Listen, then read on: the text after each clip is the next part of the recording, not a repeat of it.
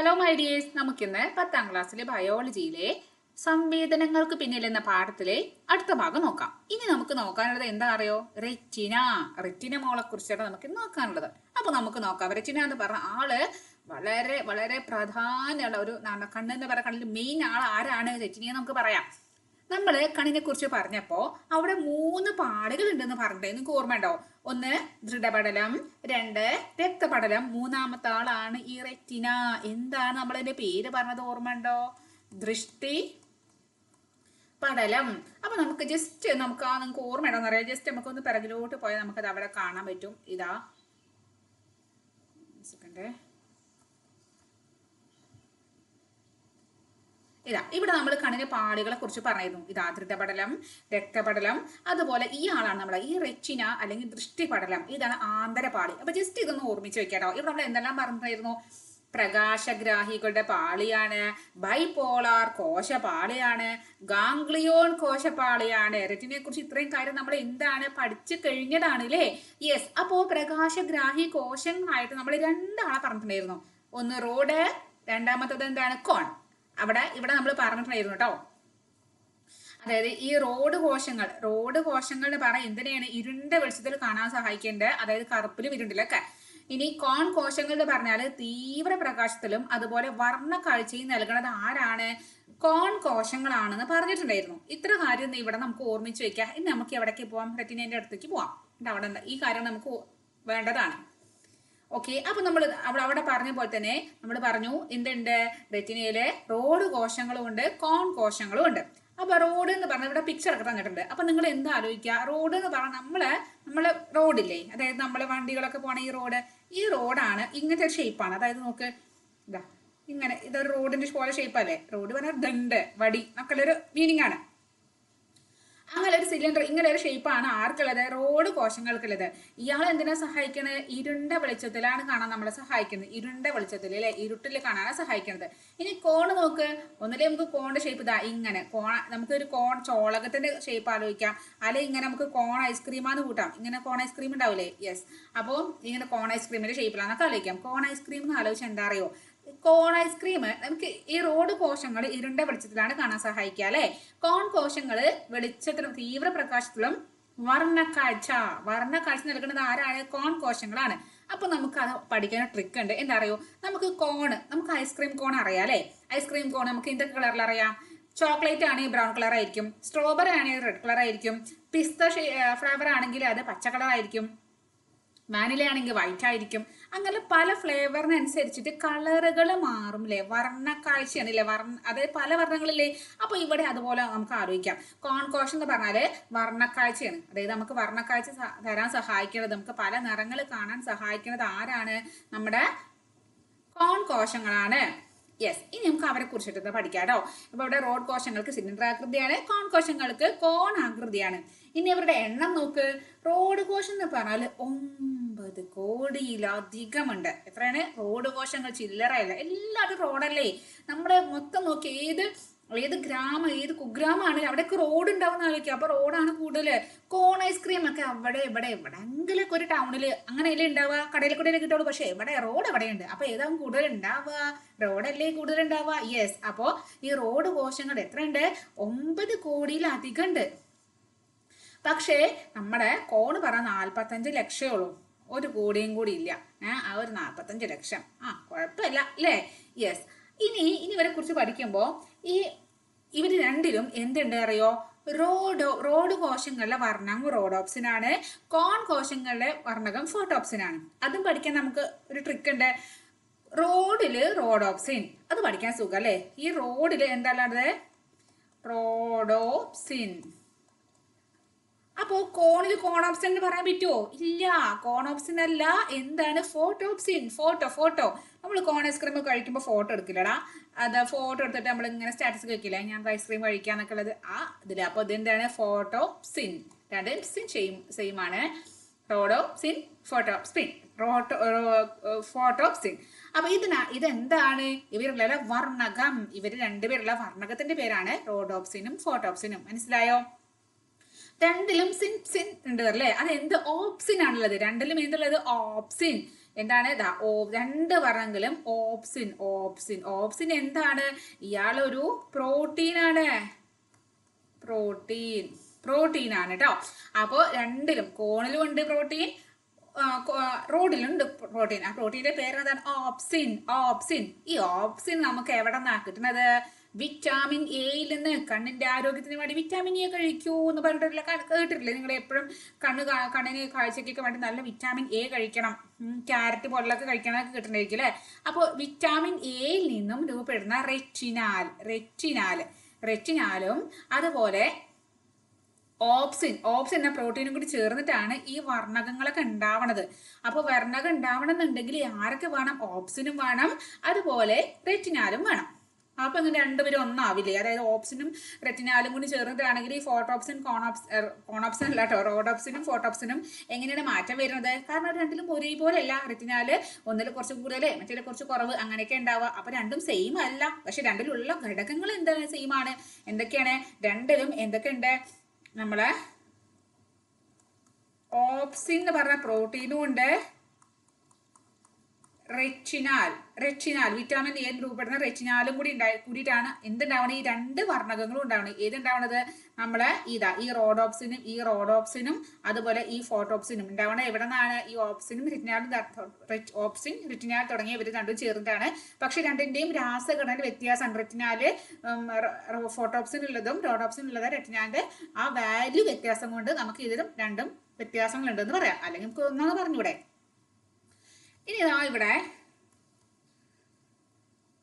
അപ്പൊ നമ്മൾ പ്രകാശഗ്രാഹികളുടെ ആകൃതി, എണ്ണം അതൊക്കെ പറഞ്ഞു, വർണ്ണഘടകങ്ങളൊക്കെ പറഞ്ഞു. ഇനി നമുക്ക് പ്രകാശഗ്രാഹികളിൽ നിന്ന് മസ്തിഷ്കത്തിലേക്ക്. ഇപ്പൊ എന്തായി? കണ്ണ് കോർണിയൊക്കെ വഴി പ്രകാശക്കുള്ളിലോട്ട് പ്രവേശിച്ച് നമ്മളെ ലെൻസിന്റെ കൂടെ കയറി റെറ്റിനയിൽ എന്തുണ്ടായി? പ്രതിബിംബം ഉണ്ടായി. ഇനി അത് എന്ത് ചെയ്യാൻ? റെറ്റിനയിൽ തന്നെ വെക്കാൻ പറ്റുമോ? ഇല്ല. നേരെ വണ്ടി എങ്ങോട്ട് വിടണം? മസ്തിഷ്കത്തിലോട്ട് വിടണം. മസ്തിഷ്കമാണ് ഇനി ബാക്കിയുള്ള കാര്യങ്ങൾ തീരുമാനിക്കുന്നത്. നമ്മുടെ കണ്ണിന്റെ പണി എന്താ? കണ്ണൊരു ഫോട്ടോ എടുത്തു, ക്യാമറ ആയിട്ട് മാത്രം വർക്ക് ചെയ്തു. ഇനി അത് എന്താണ്? ഈ ഫോട്ടോയിൽ, ഈ ക്യാമറയിൽ ഫോട്ടോ എടുത്ത ഫോട്ടോ എന്താണ്? ഇതൊരു മനുഷ്യനാണോ? ഇതൊരു മൃഗാണോ? ഇതൊരു പൂവാണോ? ഇതാരാണ്? നമുക്ക് പരിചയമുള്ള ആളാണോ? പരിചയമില്ലാത്ത ആളാണോ? അങ്ങനെയൊക്കെ നമുക്ക് മനസ്സിലാക്കി തരുന്ന ഡ്യൂട്ടി ആരുടെ ഡ്യൂട്ടിയാണ്? നമ്മുടെ മസ്തിഷ്കത്തിന്റെ ഡ്യൂട്ടിയാണ്, മെയിൻ ഡ്യൂട്ടിയാണ്. അപ്പോ ഇനി എങ്ങനെയാണ് ഇപ്പൊ റെറ്റിനയിലുള്ള ഈ ഒരു പ്രതിബിംബം എവിടേക്ക് എത്തണം? നമ്മുടെ മസ്തിഷ്കത്തിലേക്ക് എത്തണം.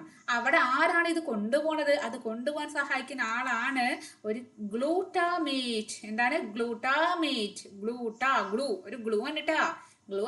എന്ത് മേറ്റ് ക്ലാസ്മേറ്റ് എന്നൊക്കെ പറയല്ലോ. ഗ്ലൂ ആണ്. ഗ്ലൂട്ടാമേറ്റ്. അപ്പോ ഇനി എങ്ങനെയാണ് ഈ ഗ്ലൂട്ടാമേറ്റ് നമുക്ക് വർക്ക് ചെയ്യണം? നമുക്ക് നോക്കാം കേട്ടോ. അപ്പോ ഇരുട്ടിലുണ്ടാകുമ്പോൾ എന്താണ്? പ്രകാശഗ്രാഹികൾ തുടർച്ചയായി ഗ്ലൂട്ടാമേറ്റ് ഉൽപ്പാദിപ്പിക്കും. ഇരുട്ടാണ്, അപ്പൊ നന്നായിട്ട് എന്താ പറയാ, വെളിച്ചം കാണണ്ടേ? ഇരുട്ടാണ്. ഇരുട്ടത്തിലപ്പോ എന്ത് ചെയ്യും? ഗ്ലൂട്ടാമേറ്റ് ടോർച്ചാന്ന് വിചാരിക്കാം ഗ്ലൂട്ടാമേറ്റ്. അപ്പൊ നമ്മൾ ഇരുട്ടാകുമ്പോൾ എന്തായി? ഗ്ലൂട്ടാമേറ്റിനെ ഉൽപ്പാദിപ്പിക്കും. നമ്മൾ ടോർച്ച് ഓൺ ആക്കി വിചാരിക്കും. ഗ്ലൂട്ടാമേറ്റിന് പകരം നമുക്ക് ടോർച്ചിനായി ആലോചിക്കാം.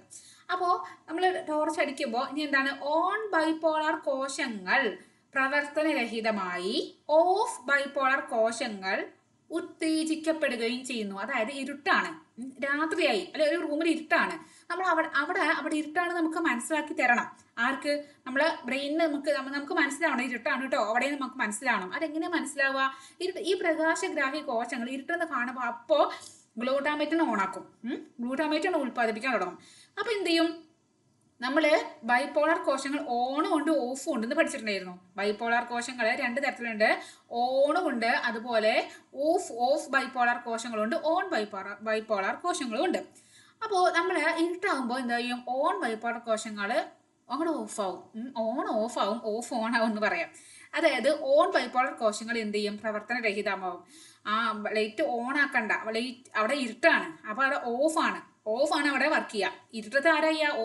ഒക്കെ ഓഫ് ആയതല്ലേ ഇരുട്ടെന്ന് പറഞ്ഞത്. അപ്പൊ അവിടെ ആരാണ് വർക്ക് ചെയ്യുന്നത്? അവിടെ ഓഫ് ബൈപോളാർ കോശങ്ങൾ അവിടെ ഉത്തേജിക്കപ്പെടും. എന്നിട്ട് അവരെന്താ ചെയ്യാന്ന് അറിയോ? അവരിതാ നേരെ ഇവിടെ പ്രകാശമല്ല കേട്ടോ, ഇവിടെ ഇരുട്ടാണ് കേട്ടോ, ഇങ്ങനെയൊരു ആവേഗങ്ങൾ ഉണ്ടാക്കും. ഈ ആവേഗങ്ങൾ നേരെ നാടി വഴി മസ്തിഷ്കത്തിലേക്ക് ഓടും. എന്നിട്ട് മസ്തിഷ്കം മനസ്സിലാക്കും, ഇവിടെ ഇരുട്ടാണ് കേട്ടോ, അതിനകത്ത് കയറുമ്പോൾ സൂക്ഷിക്കണം കേട്ടോ, അവിടെ വെളിച്ചല്ല കേട്ടോ, ഒക്കെയുള്ള ഒരു അവബോധം നമുക്ക് ഉണ്ടാക്കി തരും. അപ്പൊ എന്താണ് ചെയ്തത്? ഇരുട്ടാണെന്ന് കാണുമ്പോൾ എന്ത് ചെയ്യും? ഗ്ലൂട്ടാമേറ്റ് ഓണായി. നമ്മുടെ ടോർച്ച് ഓണാക്കണ പോലെ ഗ്ലൂട്ടാമേറ്റ് ഓണായി. ഗ്ലൂട്ടാമേറ്റ് ഓണായി പറഞ്ഞപ്പോൾ ഇവിടെ എന്തായി? ഓൺ ബൈപോളർ കോശങ്ങൾ ചത്തു, ഓഫ് ബൈപോളർ കോശങ്ങൾ റെഡിയായി. എന്നിട്ട് എന്ത് ചെയ്തു? അവിടെ ഈ ഓഫ് ഇപ്പൊ അവിടെ വർക്ക് ചെയ്യണ ഇരുട്ടത്ത് വർക്ക് ചെയ്യണ ഇരുട്ടില് അവിടെ ജോലി എടുക്കുന്നത് ആരാണ്? ഓഫ് ബൈപോളർ കോശങ്ങളാണ്. അവരെന്ത് ചെയ്യും? ഇവിടെ ഇരുട്ടാണ് എന്നല്ല, ഒരു ആവേഗങ്ങൾ, പ്രകാശത്തിന്റെ അഭാവത്തെ സൂചിപ്പിക്കുന്ന ആവേഗങ്ങൾ അവരുണ്ടാക്കും. അത് ഏത് വഴിയെന്ന് കൊണ്ടുപോകണ നാടികളാണ് ഈ വിവരങ്ങളൊക്കെ കൊണ്ടുപോണത്. കണ്ണിൽ നിന്നും ഈ നേത്രനാടി, കണ്ണിലെ നാടിയാണ് നേത്രനാടി. നേത്രനാടി എന്ത് ചെയ്യും? ഈ വിവരങ്ങളൊക്കെ മസ്തിഷ്കത്തിലേക്ക് എത്തിച്ചു കൊടുത്തിട്ട് ഇവരെ ഇരുട്ടാണെന്നുള്ള ഒരു ബോധം നമുക്ക് ഉണ്ടാക്കി തരും. മനസ്സിലായോ? അപ്പോ പ്രകാശം ഉണ്ടാവുന്ന സമയത്ത് എന്താ ഉണ്ടാവുക? പ്രകാശത്തിന്റെ സാന്നിധ്യത്തില് നമ്മള് ടോർച്ച് അടിക്കോ? ആരെങ്കിലും നല്ല നട്ടുച്ചയ്ക്ക് ടോർച്ച് അടിച്ച് നടക്കോ? ഇല്ല. അപ്പൊ നമ്മൾ ടോർച്ച് എന്ന് പറഞ്ഞാൽ ഏതിനെ പറയണത്? നമ്മൾ ഗ്ലൂട്ടാമേറ്റിനെ ആയിട്ടാ പറയണത്. ഈ ഗ്ലൂട്ടാമേറ്റ് നമ്മൾ ഏതിനോടാണ് നമ്മൾ താരതമ്യം ചെയ്ത് നമ്മൾ കമ്പയർ ചെയ്യണത്? നമ്മൾ ഈ ഗ്ലൂട്ടാമേറ്റ് നമ്മൾ ഒരു ടോർച്ച് ആയിട്ടാണ് എടുക്കുന്നത്. അപ്പോ ഈ ടോർച്ച് ടോർച്ചാണ്.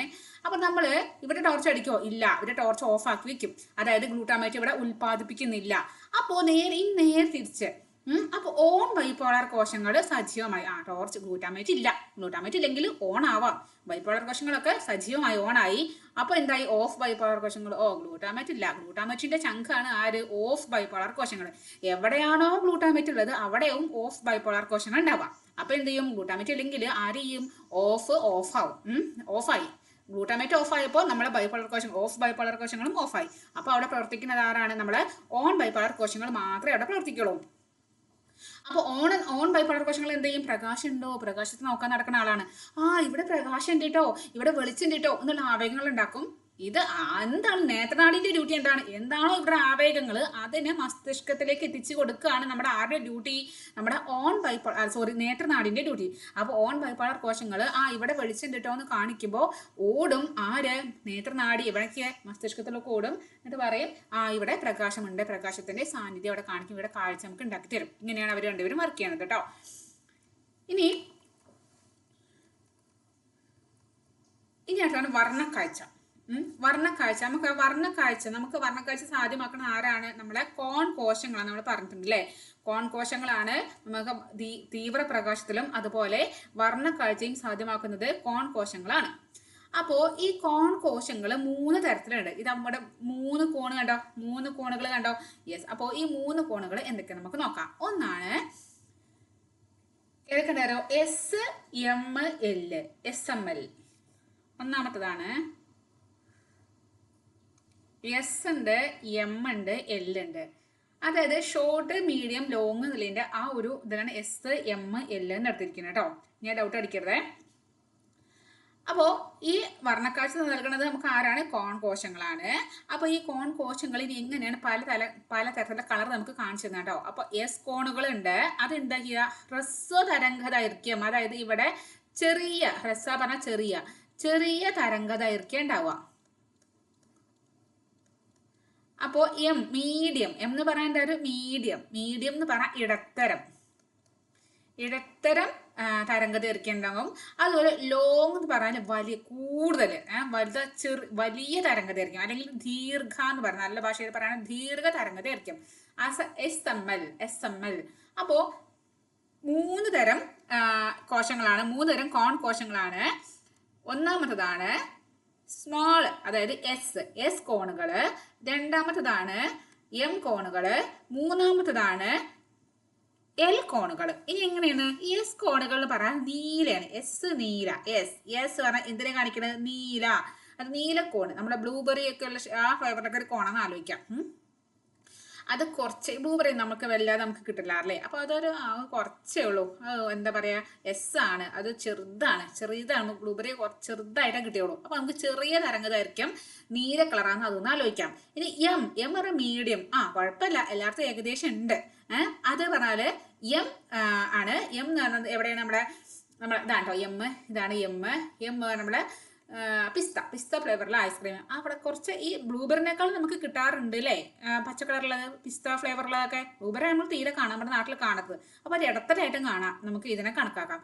പക്ഷേ നമ്മളെ എല്ല് പറഞ്ഞാൽ ലോങ്, അതായത് ദീർഘ തരംഗദൈർഘ്യമുള്ളത് ഏതാണ്? കുറേ നമ്മുടെ നാട്ടിലുള്ളത് ഏതാണ്? നമുക്ക് സ്ട്രോബെറി ഫ്ലേവർ എപ്പോഴും നമ്മൾ കാണാറുണ്ട് അല്ലേ? ഇപ്പൊ ചോപ്പാണ് നമുക്ക് എപ്പോഴും എല്ലായിടത്തും നമ്മൾ കാണുന്ന ഒരു ഇത് ഐസ്ക്രീം. അപ്പൊ നമുക്ക് എന്താ ആലോചിക്കാം, ജസ്റ്റ് എനിക്ക് ആലോചിക്കാനാട്ടോ. ഇത് എസ്, അതായത് ഷോർട്ടാണ്, കുറച്ച് വളരെ ചുരുങ്ങി കുറച്ച് സ്ഥലത്തേക്കാണ്, ചെറിയ തരംഗദൈർഘ്യമാണ്. ഇത് എം, പിസ്ത ഇതിനേക്കാളും കുഴപ്പമില്ല. പക്ഷെ ഇത് എല്ല്. എവിടെ നോക്കിയാലും എവിടെ എല്ലാവരുടെ കയ്യിലും എന്ത് സ്ട്രോബെറി ഐസ്ക്രീം ആയിട്ട് കണക്ക് കൂട്ടാം. അപ്പൊ ഇവിടെ എന്താണ്, ഇവിടെ 3 ഹ്രസ്വ തരംഗദൈർഘ്യം എസ് ആണ്, എം ഇടത്തരാണ്, എല്ല് എന്താണ് ദീർഘാണ്. ഇനി ഹ്രസ്വം പറ നീല നമ്മള് ബ്ലൂബെറി എന്നൊക്കെ പറഞ്ഞു അല്ലേ. അതുപോലെ എം എന്ന് പറയുന്ന ഇടത്തരമാണ്, അതിന് പച്ച കളർ നമ്മളെ പറഞ്ഞത്, നമ്മളെ പിസ്ത ഫ്ലേവർ പറഞ്ഞു. എല്ല് പറഞ്ഞാൽ ചുവന്നതാണ്, നമ്മുടെ സ്ട്രോബെറി ഫ്ലേവർ. മനസ്സിലായോ? ഇനി അപ്പോൾ എങ്ങനെയാണ് ഇവർ വർക്ക് ചെയ്യണത് നോക്കാട്ടോ. അപ്പോൾ ഈ വർണ്ണ കാഴ്ച നമുക്ക് ഉണ്ടാവണമ്പോൾ, നമുക്കൊരു കാഴ്ച കാണുമ്പോൾ, അപ്പോൾ ഈ 3 കോൺ കോശങ്ങളും പല അനുപാതത്തിലാണ് ഉദ്ദീപിക്കപ്പെടുക. അതായത് നമ്മൾ കാണുന്നത് ഒരു മഞ്ഞ ഒരു ചുവപ്പ് കളറിലാണെങ്കിൽ, ചുവപ്പ് കളറിലെ ഒരു പൂവാണ്, ചെമ്പരത്തി പൂവാണ് നമ്മുടെ മുന്നിലുള്ളത്. അപ്പൊ നമ്മളെ കണ്ണില് ഏത് കോശങ്ങളാണ് കൂടുതൽ ഉൽപ്പാദിപ്പിക്കുക, അവിടെ കൂടുതൽ പ്രവർത്തിക്കുക? നമ്മളെ എൽ കോണം. കാരണം എല്ലല്ലേ, ലോങ് അല്ലേ, കൂടുതലുള്ളതല്ലേ നമ്മളെ റെഡ് ചുവപ്പ്. അപ്പോൾ എന്ത് ചെയ്യും, എൽ കോൺ കോശങ്ങൾ ഒന്ന് കൂടുതലായിട്ട് അവിടെ പ്രവർത്തിപ്പിക്കും. അപ്പൊ നമുക്ക് അത് ഇതാണെന്ന് മനസ്സിലായോ? അപ്പോൾ പല കളറിലാണ്. ഇനി ഈ ഒരുമിച്ച് ഇവരെല്ലാരും കൂടി, അതായത് എല്ലും എമ്മും എസും ഒക്കെ ഒരുമിച്ചും ചിലപ്പോൾ സമയിക്കും. എല്ലാവരും ഒരുമിച്ച് വരുമ്പോൾ നമുക്ക് എന്താണ് കാണാം, നമുക്ക് വെളുത്ത പ്രകാശം, വെള്ള പ്രകാശം, ഒരു വൈറ്റ് ലൈറ്റ് ആണ് കാണുന്നത്, മൊത്തം വെള്ളയാണ്. അപ്പൊ നമുക്ക് എന്താ, നമ്മുടെ എല്ലാ കോൺകോശം 3 ഒരുമിച്ചാണ് പ്രവർത്തിപ്പിക്കും, ഒരേപോലെ പ്രവർത്തിക്കും, നമുക്ക് വെള്ളമായി തോന്നും. ഇനി ഈ ചുവപ്പും ഈ പച്ചയും മാത്രം, ഇവർ രണ്ടുപേരും മാത്രം ആകുമ്പോൾ നമുക്ക് എന്ത് കളറാവും, മഞ്ഞ കളറായിട്ട് തോന്നും. അപ്പോൾ മനസ്സിലായല്ലോ? ഇങ്ങനെയാണ് നമുക്ക് പല കളറുള്ള നമുക്ക് വർണ്ണക്കാഴ്ച നമുക്ക് മനസ്സിലാവേണ്ടത് എങ്ങനെയാണ്, ഈ ഒരു രീതിയിലാണെന്ന് മനസ്സിലാക്കുക കേട്ടോ. ഇനി ഇവിടെ ഒരു കാര്യമുണ്ട്. ഈ അപ്പോൾ നമുക്ക് മനസ്സിലായി, കോൺകോശങ്ങളാണ് നമ്മളെ പല നിറങ്ങള് വർണ്ണക്കാഴ്ച നമുക്ക് കാണിച്ചു തരണമെന്ന് മനസ്സിലായില്ലേ. ഇനി ഈ പച്ച ചുവപ്പ് അവർ രണ്ടുപേരും കാണാനുള്ള ആ ഒരു കോൺകോശല്ലേ, അത് ഉള്ളത് എവിടെയാണ്, നമുക്ക് എവിടെ നിന്നാണ് കിട്ടുന്ന അറിയോ? നമ്മള് ജീന് പഠിച്ചിട്ടുണ്ടല്ലേ, എക്സ് വൈ ജീനല്ലേ. ഈ എക്സ് ജീനിലാണ് നമ്മളെ എവിടെ നിന്ന് കിട്ടുന്നത്, നമുക്ക് പച്ചയും ചുവപ്പും കാണാനുള്ള ആ ഒരു കോണുള്ളത്. ആ ഒരു കോൺകോശങ്ങൾ എവിടെയാണ്, എക്സ് ക്രോമസോമിലാണ്, അതായത് എക്സ് ജീനിലാണ്. നമ്മളെ പഠിച്ചിട്ടുണ്ട്, നമ്മൾ പുരുഷനാണെങ്കിൽ അവർക്ക് എക്സും വൈ ഉണ്ടായിരിക്കും, സ്ത്രീകളാണെങ്കിൽ എക്സും ആയിരിക്കും നമ്മൾ പറഞ്ഞിട്ടുണ്ട് അല്ലേ. അപ്പോൾ സ്ത്രീകളിൽ നോക്ക്, ധാരാളം കോൺകോശങ്ങൾ ഉണ്ടാവാൻ സാധ്യതയുണ്ട്, കാരണം 2 എക്സ് ആണ്. പക്ഷെ പുരുഷന്മാരിൽ എങ്ങാനും ആകെ ഒരു എക്സേ ഉള്ളൂ പുരുഷന്മാർക്ക്. പാവം അവരുടെ ഈ എക്സ് എങ്ങാനും, ഒരു എക്സ് ഉണ്ട്, ഈ എക്സിലെ കോൺകോശങ്ങൾ, അതായത് നമ്മളെ ഈ ചുവപ്പും പച്ചയും കളർ കാണിച്ചു തരാൻ നമ്മളെ സഹായിക്കണ ഈ കോൺകോശങ്ങൾ എങ്ങാനും നശിച്ചു പോയി എന്ന് വിചാരിച്ചോ. അപ്പൊ അവർക്ക് പാവം പച്ചയും ചുവപ്പും കാണാൻ പറ്റില്ലാന്നേ. പക്ഷേ സ്ത്രീകൾ അപ്പോൾ രക്ഷപ്പെട്ടു, കാരണം അവർക്ക് 2 എക്സ് ഉണ്ട്. ഈ ഒരു എക്സിലെ കോൺകോശങ്ങള് നശിച്ചു പോയെങ്കിലും ഈ ഒരു എക്സ് ഇവിടെ ഉണ്ട് അവരെ സഹായിക്കാൻ വേണ്ടിട്ട്. മനസ്സിലായോ? ഓക്കെ. ഇനി വർണ്ണാന്തത. എന്താണ് വർണ്ണാന്തത പറഞ്ഞാല് വർണ്ണം കാണില്ല, കളറ് കാണില്ല. അതായത് നമുക്ക് പലതരം വർണ്ണം എന്ന് പറഞ്ഞാൽ പല കളർ, അന്ധത പറഞ്ഞാൽ കാഴ്ചയില്ലാത്തത് അല്ലേ. അപ്പോൾ കളറുകൾ കാണാൻ പറ്റാത്തൊരവസ്ഥ. അപ്പോൾ വർണ്ണാന്തത എന്ന് പറയുന്നതാണ്, ചില വ്യക്തികളിലെ ഏതെങ്കിലും ഒരു തരം കോൺകോശങ്ങൾ ഉണ്ടാവില്ല, അല്ലെങ്കിൽ ഉള്ളത് തന്നെ പ്രവർത്തിക്കില്ല. അപ്പൊ അവർക്ക് എന്ത് ചെയ്യും, ആ കോശം ഏതാണോ അവർക്ക് ഇല്ലാത്തത്, അല്ലെങ്കിൽ അവർക്ക് പണി മുടക്കിയ ആ ഒരു കോശം ഏതാണോ തിരിച്ചറിയേണ്ട കളർ, ആ കളർ അവർക്ക് കാണാൻ കഴിയില്ല. അതായത് ഒരാൾ കേട്ടോ പറയുകയാണെങ്കിൽ, ഇയാളുടെ കണ്ണിലെ കോൺകോശങ്ങളുണ്ട്. അപ്പോൾ ഇയാളുടെ കോൺകോശങ്ങളിൽ ഇയാൾക്ക് പച്ചയും ചുവപ്പും കാഴ്ച കാണിക്കുന്ന കോൺകോശങ്ങളാണ് കേട്ടോ. ആ കോൺകോശങ്ങൾ അയാളുടെ ഇല്ല, അയാളെ നഷ്ടപ്പെട്ടു, അല്ല അയാളുടെ പ്രവർത്തനരഹിതമായി. അത് എവിടെ നിന്നാണ് കിട്ടുന്നത്, എക്സ് ക്രോമസോമിൽ നിന്നാണ് കിട്ടുന്നത്. അപ്പോൾ ഇയാൾ ഇങ്ങനെ ഒരു പച്ച ഇല നോക്കുകയാണ്. അപ്പോൾ അയാൾക്ക് അത് പച്ചയെന്ന് തോന്നില്ല. ചുവപ്പുള്ള ഒരു ചെമ്പരത്തിപ്പൂവ് നോക്കണം, അയാൾക്ക് കാണില്ല. അയാൾക്ക് അപ്പം നമുക്ക് എന്തുണ്ടെന്ന് പറയാം, അയാൾക്ക് വർണ്ണാന്തത ഉണ്ട് എന്ന് പറയാം. മനസ്സിലായോ? അയാൾക്ക് എന്തുണ്ട്, വർണ്ണാന്തത ഉണ്ട്. അപ്പൊ വർണ്ണാന്തത എന്ന് പറയാം ചില വ്യക്തികള് ചിലപ്പോൾ ഒരു തരം ഒരു കോൺകോശങ്ങൾ ചിലപ്പോൾ അവിടെ ഉണ്ടാവില്ല, അവിടെ ഉണ്ടാവില്ല, അല്ലെങ്കിൽ ഉള്ള കോൺകോശങ്ങൾ അവിടെ പ്രവർത്തനരഹിതമാവും. അപ്പൊ അവർക്ക് എന്ത് ചെയ്യാൻ പറ്റില്ല, ഏതാണോ അവിടെ പ്രവർത്തിക്കാത്ത കോൺകോശം അത് കാണേണ്ട കളർ അവർക്ക് കാണാൻ പറ്റില്ല, ആ നിറം അവർക്ക് കാണാൻ പറ്റില്ല. അപ്പൊ അവർക്ക് എന്ത് ചെയ്യും, അവർക്ക് വർണ്ണാന്തത ഉണ്ട് നമുക്ക് പറയാം. ഇനി സാധാരണ ഈ വർണ്ണാന്തത പുരുഷന്മാരെ കൂടുതൽ ബാധിക്കാൻ കാരണം നമ്മൾ പറഞ്ഞു, പുരുഷന്മാരില് ഒരു എക്സും ഒരു വൈ ആണ്. അപ്പോൾ ഈ ഒരു എക്സ് ആണ് എന്ത് ചെയ്യാൻ, എന്താ നമ്മൾ ഈ വർണ്ണക്കാഴ്ചയിൽ പച്ചയും ചുവപ്പനും കാണാൻ സഹായിക്കുന്നത്. ഈ എക്സ് ഇല്ലെങ്കിൽ അവർ അല്ലെങ്കിൽ പ്രവർത്തനരഹിതമായാൽ അവർക്ക് എന്ത് ചെയ്യില്ല, നമുക്ക് ഇത് കാണാൻ പറ്റില്ല, അതായത് കളർ കാണാൻ പറ്റില്ല. പക്ഷേ സ്ത്രീകൾക്ക് പറഞ്ഞാൽ എക്സും ഉണ്ട്, ഒന്ന് കേടുന്നാലും അവിടെ സ്പെയർ ആയിട്ട് അടുത്തവിടെ ഇരിക്കുന്നുണ്ട്. അപ്പൊ നമുക്ക് അതിനവിടെ ഉപയോഗിക്കാം. അപ്പൊ നമുക്ക് എന്ത് ചെയ്യും, സ്ത്രീകളില് ഈ വർണ്ണാന്തത ഉണ്ടാവാൻ സാധ്യത പുരുഷന്മാരെക്കാളും എന്താണ്, കുറവാണ്. മനസ്സിലായോ?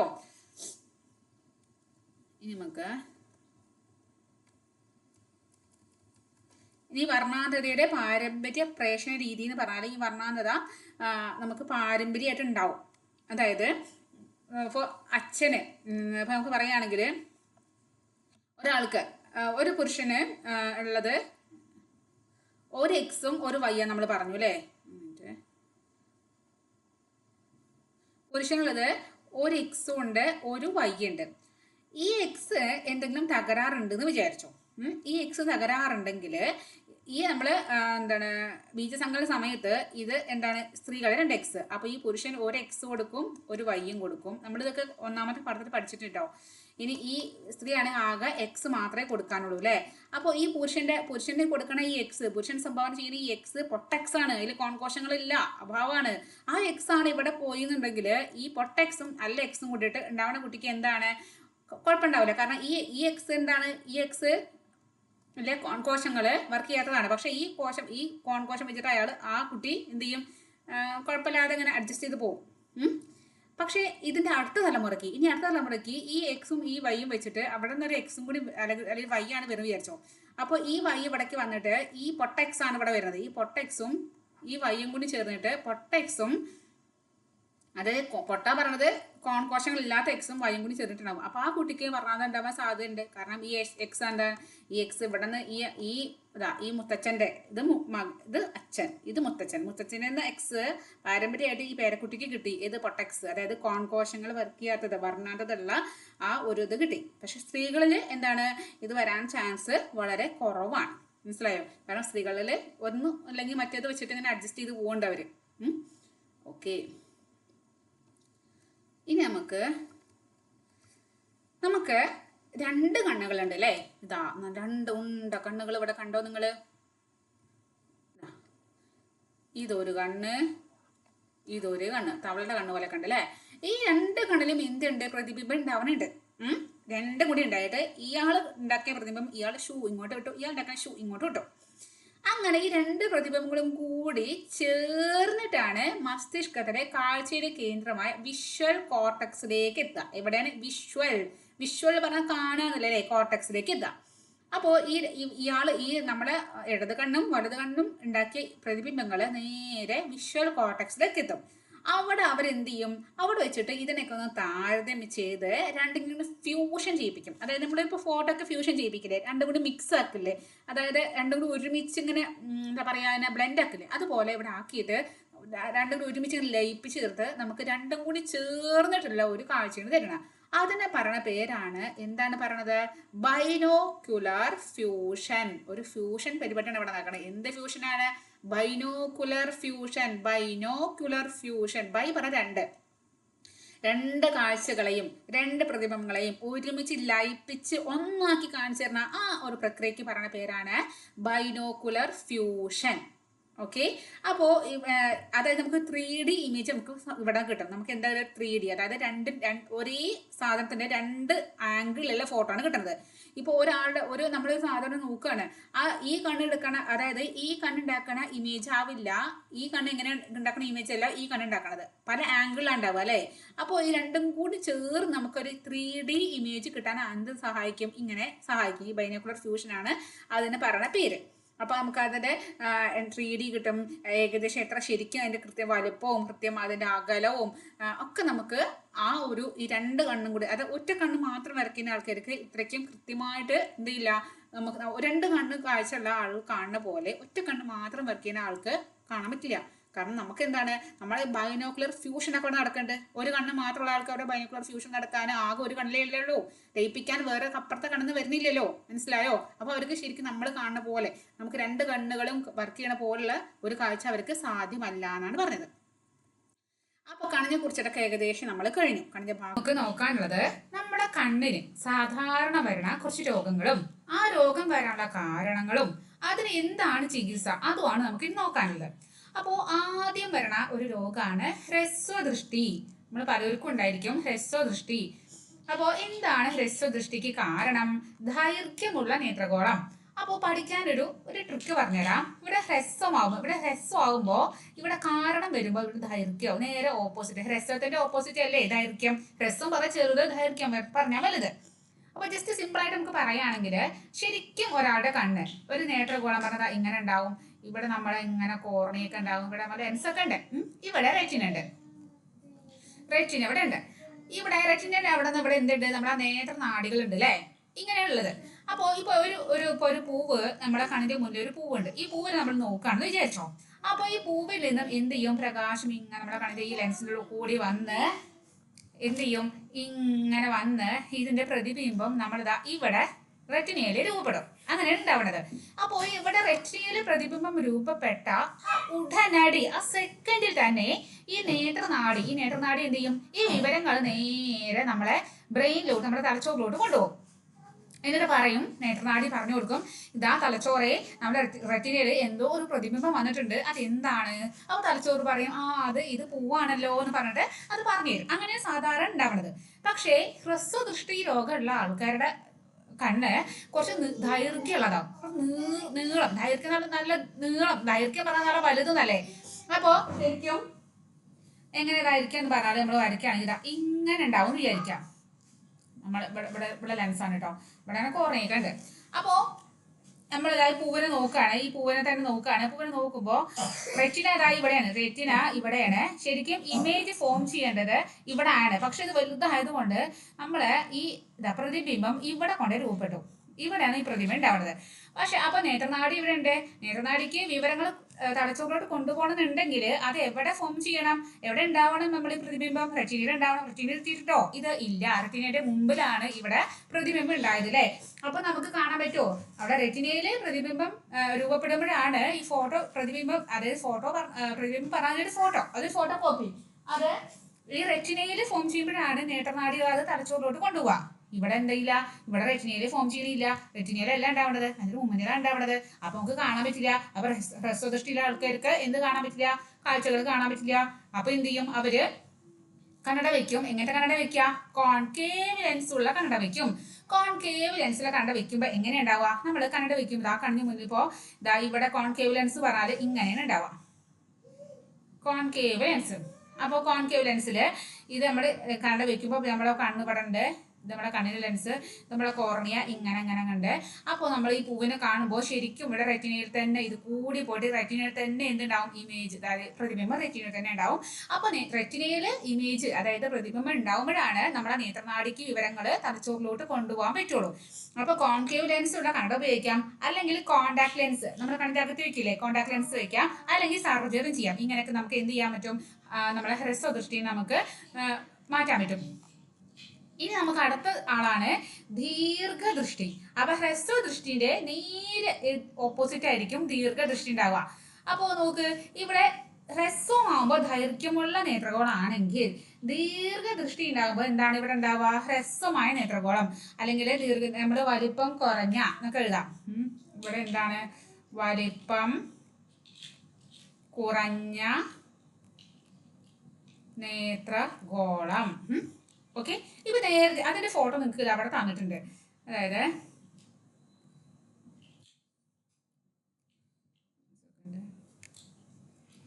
ഇതാ, ഇവിടെ നോക്ക്, ശരിക്കും നമ്മുടെ ഈ എന്താണ് ഇത് ശരിക്കും നമ്മുടെ നേത്രഗോളം എന്ന് പറഞ്ഞാല് ഇതാ ശരി നേത്രഗോളം ഇങ്ങനെ വരേണ്ടതായിരുന്നു. പക്ഷെ നോക്കി ഇവിടെ കുറച്ച് വലിപ്പം കുറച്ച് ഇതാ ഇങ്ങനെ വന്നത്. അപ്പൊ നമ്മുടെ ഇവിടെ ഒരു പൂവിനെ നോക്കുകയാണ് ചോദിച്ചു. നമ്മൾ ഈ പൂവിനെ നോക്കുകയാണ്. അപ്പൊ ഈ പൂവിന്റെ പ്രകാശം ഈ ലെൻസിലൂടെ ഇങ്ങനെ വന്ന് എവിടെ വരും? നമ്മുടെ ഈ റെറ്റിനയിലാണ് ശരിക്കും ഫോം. ഇതാണ് ഇവിടെ നമ്മുടെ റെറ്റിന ഉണ്ടാവുക. കാരണം ഇതല്ലേ നമ്മുടെ നേത്രഗോളം. ഇതാണോ ഇവിടെ തന്നിരിക്കുന്നത്? റെറ്റിന ഇവിടെയാണ് ഉണ്ടാവുക. ഇവിടെ നമ്മുടെ നേത്രനാടികളൊക്കെ തലച്ചോറിലോട്ട് പോകാൻ റെഡിയിരിക്കുന്നത്. പക്ഷേ ഇവിടെ ഈ നേത്രഗോളം എന്താണ് കുറച്ച് ചെറുതായതുകൊണ്ട് എന്ത് ചെയ്യാൻ പറ്റും? ഇതിന്റെ ഇപ്പുറം വന്നിട്ടാണ് ഇവിടെയാണ് നമുക്ക് എന്തുണ്ടാവുക? നമ്മുടെ ഇതിന്റെ ഫോട്ടോ നേരെ ഇവിടെയാണ് പോവുക. അപ്പൊ ഇവിടെ നിന്ന് നേത്രനാടി ഉണ്ടോ? ഇല്ല, നേത്രനാടി ഇവിടെയാണ്. അപ്പൊ നമുക്ക് എന്ത് ചെയ്യാൻ പറ്റില്ല? നമുക്കിതൊന്നും കാണാൻ പറ്റില്ല. മനസ്സിലായോ?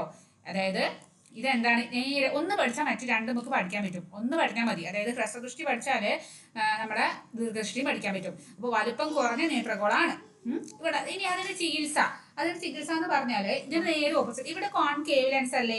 അപ്പോൾ രണ്ടു തരം ലെൻസ് അല്ലേ നിങ്ങൾക്ക് അറിയാം? കോൺകേവും ഉണ്ട്, കോൺവെക്സും ഉണ്ട്. അപ്പൊ ദീർഘദൃഷ്ടിയിലെ ആളുകൾ ഉപയോഗിക്കുന്നത് നമ്മുടെ കണ്ണിനകത്തുള്ള ലെൻസ്. നമ്മുടെ കണ്ണിനകത്ത് നോക്കുക, ഇത് എന്ത് ലെൻസാണ്? ഇത് കോൺവെക്സ് ലെൻസ് ആണ് അല്ലേ? ഇത് കോൺവെക്സ് ലെൻസ് അല്ലേ? അപ്പൊ ഇവിടെയും ഇത് ദീർഘദൃഷ്ടിയിലെ ആൾക്കാരും ഇവിടെ എന്ത് ലെൻസാണ് ഉപയോഗിക്കേണ്ടത്? വെക്സ് ലെൻസ് ഉപയോഗിക്കണം. അതുപോലെ തന്നെ ഇവിടെയും കോണ്ടാക്ട് ലെൻസ് ഉപയോഗിക്കാം. സർജറി ഇവിടെയും പറ്റും കേട്ടോ.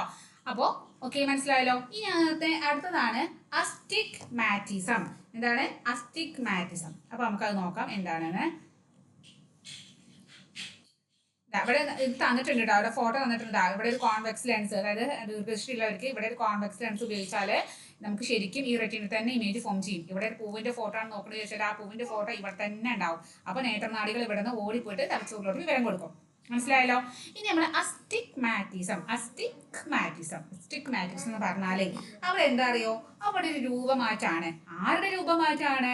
കോർണിയയുടെ രൂപമാറ്റാണ്. നമ്മുടെ കോർണിയക്ക് ഒരു ഷേപ്പ് ഉണ്ട് അല്ലേ? ആ ഷേപ്പ് അങ്ങോട്ട് മാറുക. ആ ഷേപ്പ് മാറുമ്പോൾ അവിടെ എന്താണ്? അപ്പൊ ഇവിടെ നമുക്ക് എഴുതാം അസ്റ്റിഗ്മാറ്റിസത്തിന്റെ റീസൺ എന്ന് പറഞ്ഞാല്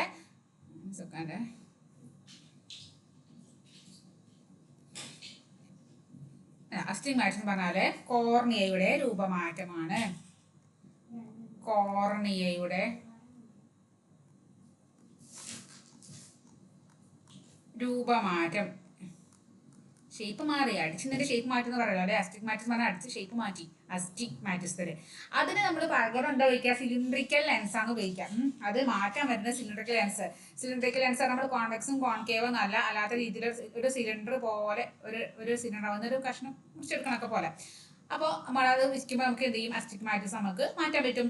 അത് തിമിരം എല്ലാവർക്കും അതെങ്ങ് കേട്ടായിരിക്കും അല്ലേ? വയസ്സ് ആൾക്കാരൊക്കെ തിമിരത്തിന്റെ ഓപ്ഷൻ കഴിഞ്ഞാൽ നല്ല കറുത്ത കണ്ണട വെച്ചിട്ട് കൂളിംഗ് ഗ്ലാസ് പോലെ കണ്ണട വെച്ചിട്ട് ഇരിക്കണൊക്കെ നിങ്ങൾ കണ്ടിട്ടുണ്ടായിരിക്കും. നമ്മുടെ വീട്ടിലോ അയൽ വീട്ടിലോ ഒക്കെ ആയിട്ട് കണ്ടിട്ടുണ്ടായിരിക്കും.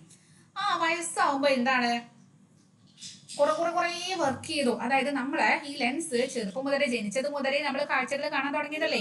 കുറെ വയസ്സാകുമ്പോൾ ഈ നേത്ര ലെൻസ് എന്താവും? അതാര്യമാവും. അതാര്യം പറഞ്ഞാൽ സുതാര്യം, സുതാര്യം പറഞ്ഞാൽ കാണുന്നത്, അതാര്യം പറഞ്ഞാൽ കാണാൻ പറ്റാത്തത്. അതായത് ഒരു പാട പോലെ ഇങ്ങനെ വരും. അവർക്ക് നേരെ കാണാൻ പറ്റില്ല. ലെൻസ് എന്താ പറയാ, ക്ഷീണിച്ചേ ലെൻസിന് വയസ്സായ പോലെ. അത് തിമിരം വയസ്സുള്ളവർക്കാ വരാന്ന് വിചാരിക്കാം. അപ്പോ ലെൻസ് എന്താണ്? ലെൻസ് അതാര്യമായി. മനസ്സിലായോ?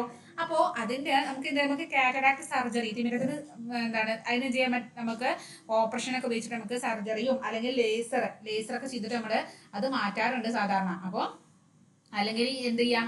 സർജറി പറഞ്ഞാൽ എന്താ ചെയ്യുന്നവര്? ഈ ലെൻസിലെ ഈ അതാര്യമായ ലെൻസിന് മാറ്റിയിട്ട് പുതിയ ലെൻസ് അവിടെ വെച്ച് പിടിപ്പിക്കും. അങ്ങനെ അപ്പൊ കൃത്രിമ ലെൻസ് ഒക്കെ വെച്ചിട്ട് അങ്ങനെയൊക്കെ നമുക്ക് ചെയ്യാം. അടുത്തതാണ് ഗ്ലോക്കോമ. എന്ത് കോമ? ഗ്ലോക്കോമ. അവിടെ എന്താ ചെയ്യുന്നത് അറിയോ? അവിടെ പ്രഷറാണ്, മർദ്ദമാണ് ഇവിടെ ഇവിടെ പ്രശ്നക്കാരൻ എന്താണ്?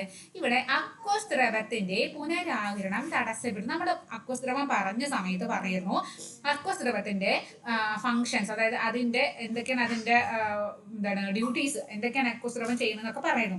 അപ്പൊ നമ്മൾ പറയുന്നു അതിന് ആ ദ്രവം പുനരാകിരണം ചെയ്യേണ്ടത്, വീണ്ടും അങ്ങോട്ട് ഉണ്ടാവേണ്ടത് എന്നൊക്കെ പറയുന്നു അല്ലെ? എന്തൊക്കെ പോഷകങ്ങൾ എത്തിച്ചു കൊടുക്കണമെന്നൊക്കെ പറയുന്നു. അപ്പോൾ ഇവിടെ പുനരാകിരണം ചെയ്യണില്ല. അവിടെ അങ്ങനെ ഉള്ളത് അങ്ങനെ അവിടെ തന്നെ ഇരിക്കുകയാണ്. അപ്പൊ എന്ത് ചെയ്യും? അവിടുത്തെ മർദ്ദം ഒരൊറ്റടിക്കാൻ കൂടും. പ്രഷർ അങ്ങനെ അടിച്ച് കയറി നേത്രനാടിയൊക്കെയാണ് തകരാറിലാവും. നേത്രനാടി ഇവിടെ ഉണ്ട്. ഈ നേത്രനാടി റെറ്റിനേന്റെ ഇവിടെ നേത്രനാടിയില്ലേ നമ്മുടെ തലച്ചോറിലേക്ക് കൊണ്ടുപോകണത്. നല്ല പ്രഷർ കൂടുമ്പോൾ ഈ നേത്രനാടിയൊക്കെ തകരാറിലാവും. അപ്പോൾ ഗ്ലോക്കോമ മനസ്സിലായോ? ഇനി എങ്ങനെയാണ് ഗ്ലോക്കോമ നമുക്ക് ഇതാക്കാൻ പറ്റുക? അതിന് മരുന്നുണ്ട്, നമുക്ക് മരുന്ന് കുടിച്ചിട്ട് മാറ്റാൻ പറ്റും. അല്ലെങ്കിൽ ലേസർ തെറാപ്പി ഉണ്ട്, ലേസർ ഒക്കെ ചെയ്യാൻ പറ്റും. ലേസർ കണ്ണിലേക്ക് അടിച്ചിട്ട് നമുക്കത് മാറ്റാൻ പറ്റും. ലേസർ തെറാപ്പി കേട്ടോ, തെറാപ്പി തെറ്റാപ്പി അല്ലേ, തെറാപ്പി. അടുത്തതാണ് ചെങ്കണ്ണ്. ചെങ്കണ്ണ് നിങ്ങൾ പലവർക്കും ചെങ്കണ്ണ് വന്ന അനുഭവം ഉണ്ടായിരിക്കും അല്ലേ? പലവർക്കും ഒരു സീസണിലെ ചെങ്കണ്ണ് എല്ലാവർക്കും വരുന്ന ഒരു അസുഖമാണ്. ആ ചെങ്കണ്ണ് റെഡ് കളറിൽ കണ്ണ് ഇങ്ങനെ റെഡ് കളറിലായിട്ട് നല്ല കടച്ചിലും ഒക്കെ ഉണ്ടായിരിക്കും. അപ്പോൾ അത് എന്തുകൊണ്ടാണ് വരുന്നത്? അത് എല്ലാവർക്കും, കുട്ടികൾക്കും വലിയവർക്കും എല്ലാവർക്കും വരുന്നതാണ് ചെങ്കണ്ണ്. ചുമപ്പുള്ള കണ്ണെന്നാണ്. അപ്പോൾ നേത്രാവരണത്തിൽ അണുബാധയാണ് ഇതിന് കാരണം. ഒരു അണുബാധയാണ്. എങ്ങനെ ഉണ്ടാവണം? എവിടെ ഉണ്ടാവുന്ന അണുബാധയാണ്? നേത്രത്തിന്റെ അതായത് നമ്മുടെ കണ്ണിന്റെ ആവരണം, പുറത്തുള്ള ആവരണത്തിൽ ഉണ്ടാവുന്ന അണുബാധയാണ് എന്തിന് കാരണം? നമ്മുടെ ചെങ്കണ്ണിന് കാരണം. അപ്പോൾ അതെങ്ങനെ നമുക്ക് ചികിത്സിക്കാം? അത് ചികിത്സിക്കണമെങ്കിൽ നമുക്ക് ആന്റിബയോട്ടിക്കോ തുള്ളി മരുന്നോ ഒക്കെ ഉപയോഗിക്കാം. അപ്പോൾ നമുക്ക് ആന്റിബയോട്ടിക്, അതായത് ആന്റിബയോട്ടിക്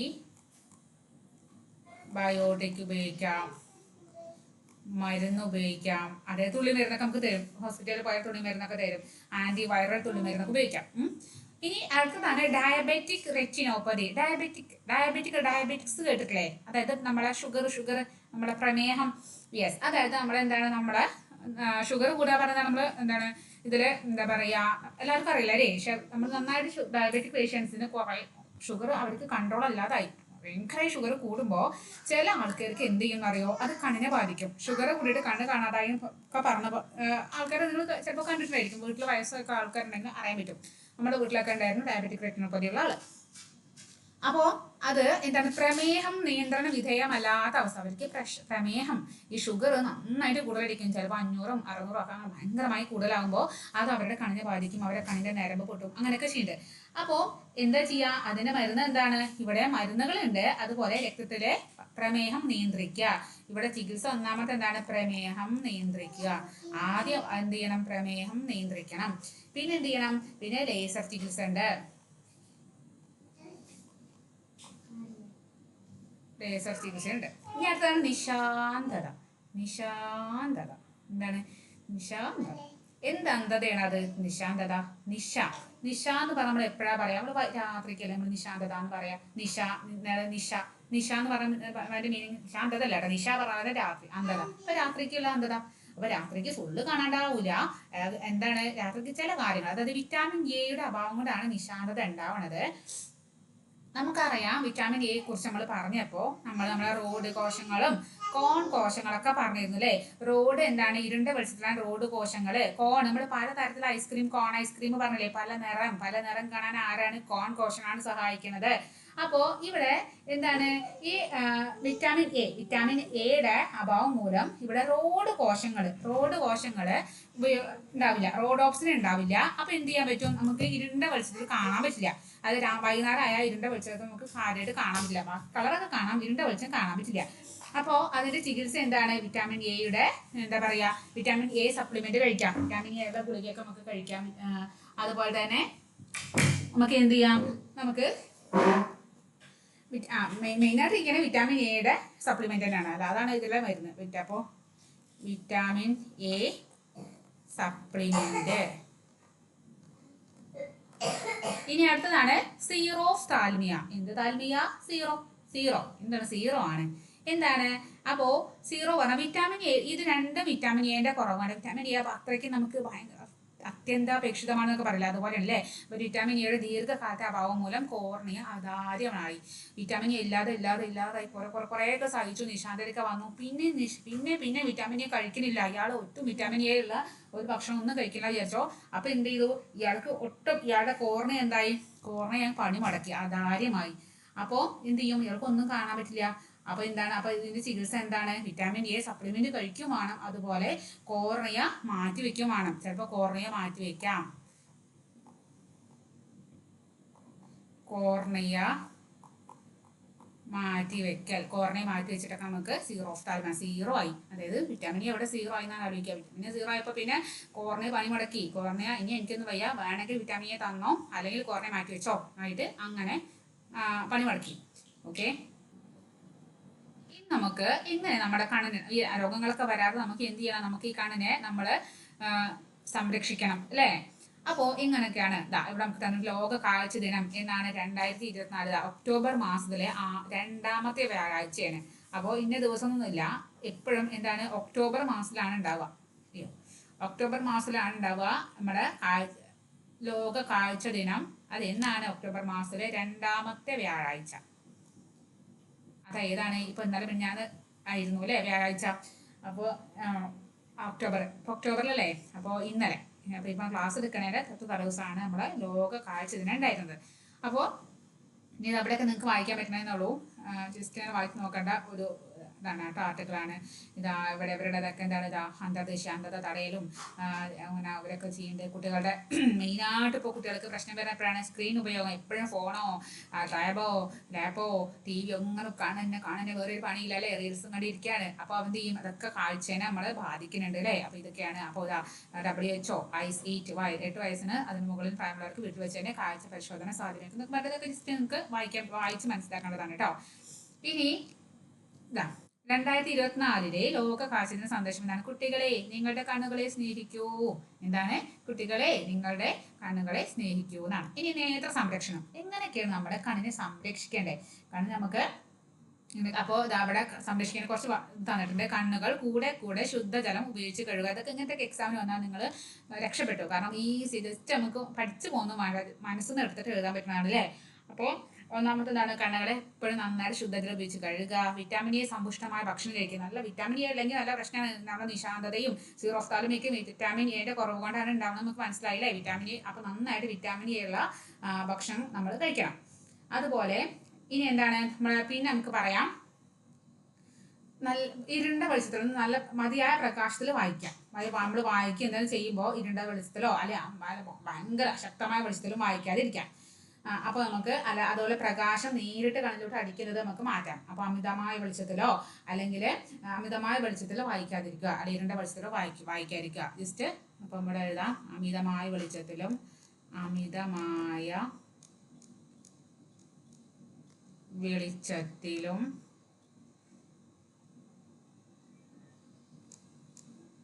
ഇരുണ്ട വെളിച്ചത്തിലും